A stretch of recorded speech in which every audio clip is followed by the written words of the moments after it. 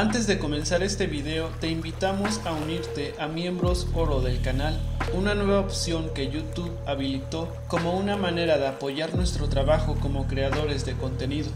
Al unirte apoyas nuestro trabajo y además obtienes muchas ventajas, como ver videos exclusivos para miembros y acceso anticipado a nuevos videos, entre muchas otras ventajas más. Únete.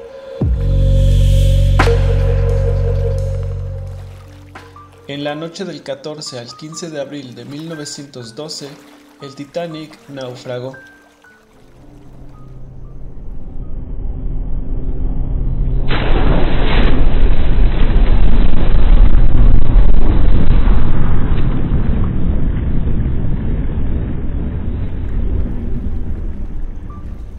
Ante la evidencia de lo que iba a suceder, envió mensajes de ayuda a todos los barcos de la zona.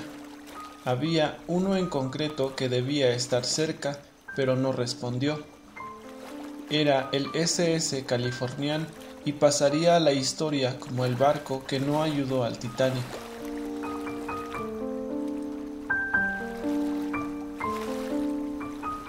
El SS Californian fue creado y diseñado para hacer esencialmente labores de cabotaje, transportando principalmente algodón, además de una reducida cantidad de pasajeros. Desde 1911 estaba bajo el mando del capitán Stanley Lord en la ruta Londres-Boston, Massachusetts, Estados Unidos. El domingo 14 de abril de 1912, el SS Californian navegaba en ruta a Boston sin llevar pasajeros, cuando entró en una zona con presencia de grandes témpanos y bancos de hielo a unos 650 kilómetros al sur de Terranova. Cyril Evans, radiooperador del equipo Marconi del Californian, había estado enviando mensajes a los buques cercanos para avisar acerca de la presencia de icebergs. Harold Wright recibió los primeros informes del Californian a bordo del RMS Titanic alrededor de las 22 horas. Por razones desconocidas, dichos informes no llegaron al puente. El aparato Marconi del Titanic se había averiado esa misma mañana. Los operadores Phillips y Bright tardaron 6 horas aproximadamente en ponerlo en funcionamiento bajo gran presión, pues se habían acumulado los mensajes a enviar, poniendo de mal humor a Phillips. A las 22:20 horas el Californian detuvo sus máquinas al entrar en los límites de un gran campo de hielo, esto para evitar choques de hielo con el casco. El tercer oficial, Charles Victor Groves, que estaba de guardia sobre las 23 horas, vio aparecer una gran embarcación. Stanley Lord fue llamado a cubierta y observó a 10 millas al sur cómo se acercaba la embarcación en rumbo paralelo y preguntó al operador sobre el buque que podría estar cerca. Evans respondió que solo tenía al Titanic. Stanley Lord le pidió a Cyril Evans que le informara por radio de que el SS Californian se encontraba detenido y rodeado de hielo. Evans intentó contactar con el Titanic a las 23 horas, pero fue descortésmente rechazado por Jack Phillips, quien tenía turno en ese momento, y le respondió con brusquedad: Cállese, que estoy ocupado con Cap Race. Evans, contrariado, dio por finalizado su trabajo, escuchó los mensajes de radio un rato más y en torno a las 23:30 horas apagó el aparato Marconi y se fue a descansar.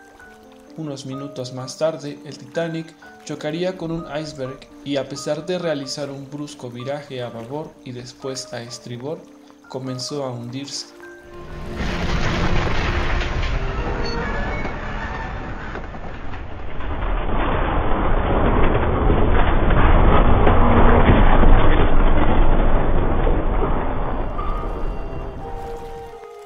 Desde el entonces sentenciado Titanic, el cuarto oficial Joseph Boxell y el segundo oficial Charles Lightoller observaron las luces de una embarcación a 8 millas aproximadamente al norte.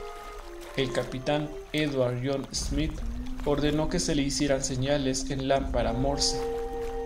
Era tal la aparente cercanía de la embarcación que Smith sugirió que los botes se dirigieran al barco, dejaran sus pasajeros y volvieran a buscar más.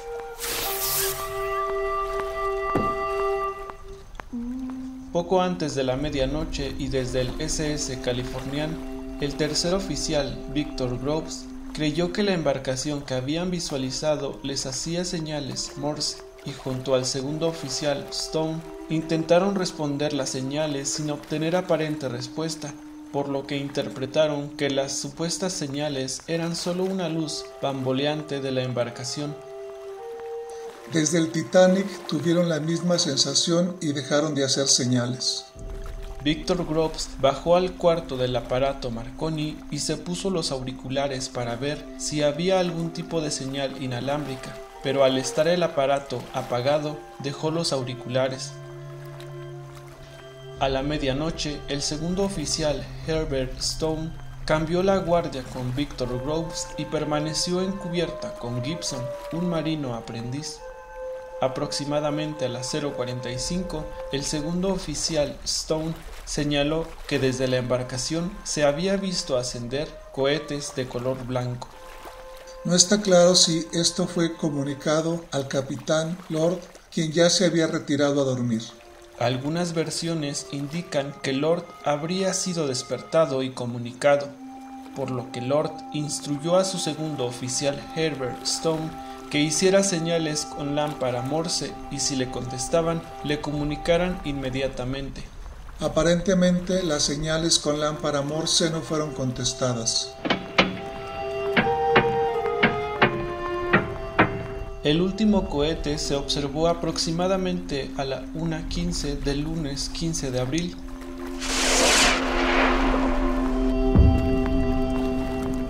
Stone y el aprendiz Gibson estuvieron observando hacia la embarcación que a ratos parecía acercarse.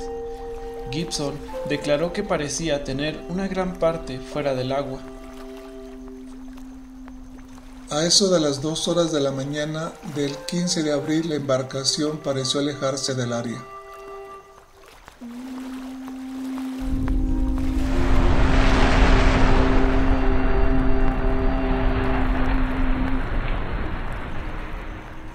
El jefe de oficiales del SS Californian, George F. Stewart, relevó la guardia a las 4 de la mañana y sobre las 4:30 divisó cohetes luminosos verdes a una distancia de unas 19 millas y reconoció un vapor con chimenea pintada de rojo, el cual era el RMS Carpathia que llegaba a la zona. El vapor también comenzó a lanzar cohetes verdes aproximadamente a las 5:30. Stewart informó al capitán Lord sobre lo que observaba. Cyril Evans contactó con el operador del RMS Carpathia y supo que el RMS Titanic se había hundido y ordenó dirigirse a la última posición informada por el RMS Titanic.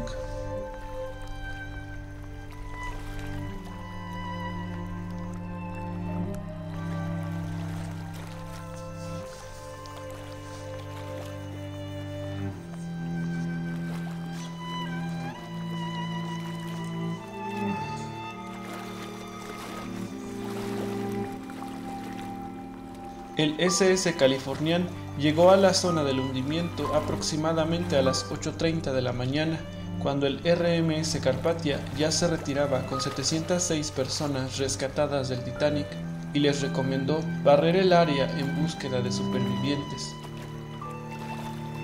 El rastreo realizado por el SS Californian fue breve y solo encontraron restos flotantes.